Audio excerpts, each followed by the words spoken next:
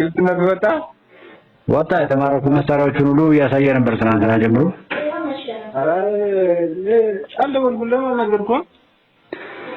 ያው በአጠቃላይ እንደዚህ ነበር። እነዛኞች ወደዛው ሌላ ከተማ እንትን ሲሉ ከሌላ ቦታ የመጡ ምናምን ብላኝ።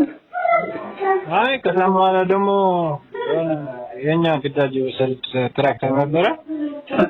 እነሱ ራሳቸው ሸረና ያሉት ነው የኛዎች እንጂ። ኦኬ እሺ።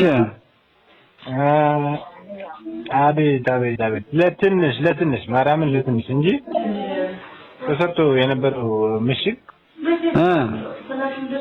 እኔ እንጃ ብቻ ለትንሽ በቃ የ15 የወር ቀናት ቢጠብቁ ኖሮ ከባድ ይኖር ነበር።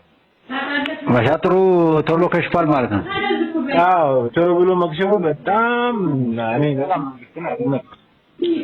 እንጂ ያን ተመሽጎ የነበረውን ለነገሩ ድሮውንና ሊሰጥ ምሳሌ ያለ አይበግርም ብያስባለሁ እንጂ ብቻ ትንሽ መስዋዕት ይኖር ነበር። አዎ ግን ያው እነሱ ክፋታቸውን ተንኮላቸውን ያው የሻቢያም ምናምን አሻጥሩን ስታየው ምንጊዜም ጠላቶቻችን የማይተኙ መሆናቸውን ነው የምታየው እኮ። የሚልካቸውን ጠላት ሆነው አይሉት ናቸው ዛሬም ጠላት ሆነው ይቀጥሉ እኮ። እና በጣም ተመሽጎ የነበረው በፈረሱ በጣም አድንቆታል። ብቻ የኛ የሄደው ሹፌር ኦኬ እዛ አብሮ ሄዶ ነበር። አዎ በዛ አካባቢ ደግሞ ያሉትን በረሃኞች እርሻ ገበሬዎች አጽዋሩ የተማረከውን መሳሪያ በጣም በከፍተኛ ነበር አለ። እንደዚህ አልታሰበም፣ አልተገመተም ነበር በእኛ ማለት ነው በህዝቡ። ኦኬ አልተገመተም ነበር ተጭኖ ብቻ ተወርሷል።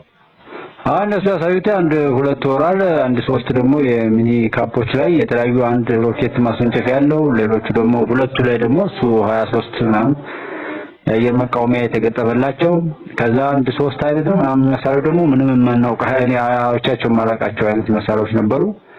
ሞርታሮች ምናምን አሉ።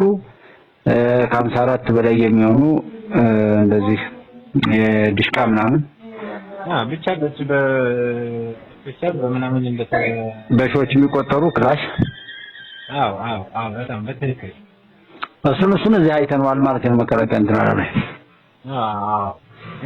ምርኮኛም ራሱ አለ እኮ ማለት ምርኮኛ 750 ምርኮኛ አለ ነው የሚለው። ወደ 800 የተገደሉ አሉ። እነሱ ራሱ የደረሱባቸው እዛው እርምጃ የተወሰደባቸው ወደ 750 ግራማ የተማረኩ ናቸው። ትክክለኛ ኢንፎርሜሽን ነው። በቃ የመከላከያ ራሱ የለጠፈው ነው አሁን ማውራ። በቃ አይ መከላከያ ምንም እንዳልደረሰበት ነው ነገር ከመጀመሪያ ጀምሮ ምናምን በደለ እኛ መከላከያን ረፈረፍ ነው ያለቀው የብልጽግና መከላከያ ነው እያሉን፣ እኛ ደግሞ አይ መከላከያ ምንም ይሁን ምን ሀገሩ ሊጠብቅ ነው የወጣው። እናንተ ሀገር ልታፈርሱ ነው ሄዳችሁት፣ ሞታችሁ ሁለተኛ ሞት ትሞታላችሁ። የኛ ጀግኖች ግን ሀገርን ለማሻገር አንዴ ቃል ኪዳን ገብተው የሄዱት ነው እያሉ ነው ያለ ነው። በጣም እና አብሽር ድሉ እየቀጠለ ነው።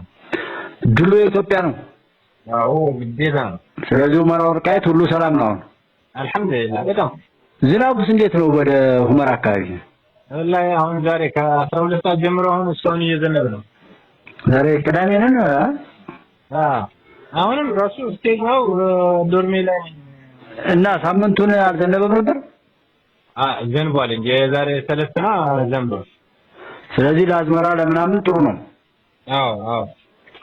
ዋናው እሱ ነው። ያው በተለያየ ቦታ የሚያሳስበው ነገር ቢኖር የዝናብ ጉዳይ የፈጣሪ ጉዳይ እንጂ የባንዳው የጽንፈኛው ጉዳይ የማያሳስብ ነው የሚለው እዛው በተለያየ ቦታ የምጠይቃቸው ሰዎች ምንም ጥያቄያቸው የዝናብ ጉዳይ ነው።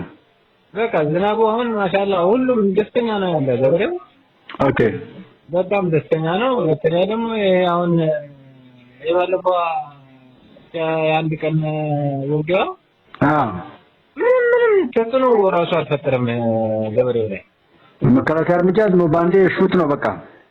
ኧረ አልኩህ እኮ ህዝቡም ራሱ አሁን ምንድነው ዝም ብሎ የመለማመጃ የሚያስብ ሰውም አለ ታውቃለህ። እንደ መለማመጃ ነው ያደረጋቸው እያለ ነው መከላከያ። በቃ ይሄ የተለማመዱባቸው ምንድነው ያኔ ብዙ ጭንቀት የያዘበት ሰው የለም ለማለት ነው። ዋናውም እኮ ይሄ ነው። ህዝብ በስነ ስርዓት በሰላም ሆኖ ባንዳና ጽንፈኛን ደግሞ በእንደዚህ አይነት መልኩ ቶሎ ፍት አድርጎ ማጥፋት በጣም ትልቅ አቅም ነው። እኔ መከላከያም የመንግስትንም አቅም በጣም ስለዚህ ሁመራና ወልቃይት ይሄንን ካለ ሌላው ምን ሊል ይችላል ብለን ምን ይላል? ጠላቱ ብቻ ነው የሚያራው እንጂ ለምሳሌ እነሱ ጋር እንደዚህ አይነት ምት ተመቷል ብለው ሲያስቡት በጣም ነው የሚበሳጩት። ተቃጥለዋል በጣም አሁን በራይ እያልን ነው በዝልን ነው በቃ ረፈረፍ ነው የብልጽግና ወታደር እያሉ ችግር የለም እንኳን ደስ አላችሁ እያልኳቸው ነው። እኔማ እንኳን ደስ አላችሁ የሚሆነው ይሆናል። የኛን የመከላከያን አቅም እናውቀዋለን፣ የኢትዮጵያን አቅም እናውቀዋለን፣ ባንዳና ጽንፈኛ እናጠፋለን እላለሁ በግሌ ማለት ነው። ደግሞ ሁለተኛ ደግሞ አንድ እዛ ደውሎለት ባለፈው ምን እንዳለ እንዳቀል የሱዳን ልክ ከእስር ቤት የወጡ ነው የመሰሉት። ጦርነቱ እንደተሸነፉ ይሄ ጦርነቱ ላይ የነበረ ወጣት መሸነፋቸውን ምንም አልመሰላቸው ማለት ደስታቸው ምን ላይ ነው? ነፃነታቸው ስላል ላይ ገብተው በባህር ማስተባቸውና አለ። ስለዚህ ወደዛ ሲበተኑ አሁን በዚህኛው አንዳንድ ጦርነቶች ዋናው በየባህሩ ገቡ ማለት የዝም ሆነ የኮማንድ ሲስተማቸው በሙሉ ዲስኳሊፋይ አድርጓል ኦር ያስራት ተበትኗል። ዜጎች እንደፈለጉ እየወጡ እየገቡ ነው። ሰብሳቢ አጣዋል የሚል ነው። እሱ ሱዳናዊው የነገረ ምን እንዳለ አላማቸው በቃ የሆነ የተገደሉ አይነት የለም። ተገደው ስማ ተገደው ነው። አዋጅ ሁሉ አውጥቷል። እንዴት እንዳሰማችሁ አላውቅም እንጂ አዋጅ አውጥቷል እኮ በመንግስቱ ኃይለማርያም እንደዚህ በነበረው ሰዓት ረጃውን ክልላቸው ላይ ነው። አሁን እዚህ ላይ ሱዳን ላይ ሲገቡ ግን ነፃነት አለ። እዚህ ላይ ማንም ሰው አያስገድዳቸውም አይነት ባይ ናቸው። ከትግራይ ይልቅ አሁን ሱዳን የተመቻቸው ስደታቸውን መቀጠል የሚችሉበትን መንገድ ነው የተመቻቸላቸው። ገብቷል። አሁን በዚህ ውጊያ ላይ የመጣው ሰው በሙሉ ማለት ነው የተረፈው አብዛኛው የተማረከው ወደዛ የተሻገረው ነው እንጂ አቅም አግኝቶ የተሻገረው አልተሻገሩም። መብዛቱ ግን የተሻገረው አቅም ያገኘው በዛ መቀጠል ነው እንጂ ወደ ውጊያ አይሳተፍም። አሁን ሌላ አዲስ ከዛ ተጭኖ ፕሮፓጋንዳ የተሞላ ነው ያመጣል እንጂ ቢመጣም እንደ አይነት ስሜት እኮ ካለ አዋጅ አውጇል። ይሄንን አልቀላቀልም ያለ 50 ሺህ ብር ቀጣለው። እሱ ከተቀጣ በኋላ ደግሞ ያው እንደገና መርሶ ይገባል። እንደዚህ እያለ እዚህ ውስጥ የምንሰራውን ስራ ለሌላ ያጋለጠና ብሎ ያው ትግራይ ይዞ ለመጥፋት አዋጅ አውጇል ወያኔ። እስከሞት ድረስም ተረድበታል። እንደዛው እናደርጋለን ብሎ በግልጽ አዋጁን አውጇልና ከሱ አንፃር እነዚህ ልጆች አሁን መውጣታቸው ደስ ካላቸውና በአብዛኛው ደግሞ ወደዚህ እየወጣ አይደለም ወደ አዲስ አበባ ወደ አማራ ክልል እኮ እየጎረፈ ነው ያለው ሰው። በዛ በወሎ በኩል በግርም ቢሆን በምን ያሉ አሁን ዛሬም እዛ ራያ አካባቢ ደውዬ ነበር። 50 ሺህ 30 ሺህ 100 ሺህ እስከ 100 ሺህ የሚከፍሉ ሰዎች አሉ። በቃ ያን ያክል ህዝብ እንደዚህ ትቶት እየወጣ እሱን ቶሎ የሚጨርሰው ነው እንጂ ያጣው ህዝብ ከሱ ጋር ቆሞ እዋጋለሁ ቢልም የሚያሳዝን ህዝብም እኮ የለም። ከዚህ በኋላ ምን ትላለህ?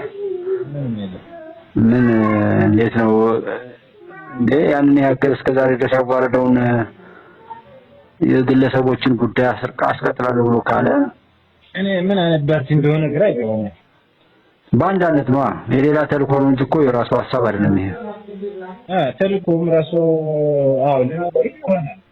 ተልእኮው አንዴ ባንዳነት ሰው ከገባ ሰዎች ያሉትን ብቻ መፈጸም እንጂ የራሱ የሆነ ጊዜም ሆነ ሐሳብ የለውም። የጊዜያዊ ምቾታቸውና ዶላራቸውን የሚፈልጉት እነሱ በቃ አሁን እንደዛ እያሉ ሊኖሩ ነበር። ግን አሁን ላይ ያንን እንኳን ለመብላት የሚያስችል ጊዜም እያጡ ነው። ጥፋቱ ወደፊት እየገፋ ስለመጣ ድል ካላገኙ መቼም ገዣቸው እንደዛ ነው። ለምን አንተ እስክሪብቶ ገዝተህ አጽፍልህ ካለ ትጥለዋለህ። በቃ እነዚህም በሬ ገዝቶ አላስለት ካለ ወይ ያርደዋል። በቃ ልክ እንደዛ በአንዳነት ለገዛቸው ሰዎች ያላርሰ ያለን በሬ ማረድ ነው። ለስጋ ቤት ይሸጣል። እንደዛ አይነት ነው ሁኔታው ነገሩ። እስኪ ፈጣሪ ራሱ ወዳጅነታችን ይመልሳል። አሪፍ ነው። ግን እኔ አሁን እዚህ ወርቃቱም ለሰው አሁን ሁመራ አካባቢ የዝናቡ በተለይ በመተማማ አንዳንድ ቦታዎች ላይ በጣም የዝናብ እጥረት አለ። ከእሱ አንፃር እናንተ አካባቢ እንደዚህ ዝናቡ ካለ ራሱ ፈጣሪ ካልተጣላን ችግር የለውም። የግለሰቦች ፈጣሪማ ደህና ነን። ዛሬ ባይለኛ የዘነበ ነው። ደስተኛ ሆኖ ነው የሚያድረው ዛሬ። በጣም ጥሩ። ይሄ ነው ዋናው የሚፈልገው። አዎ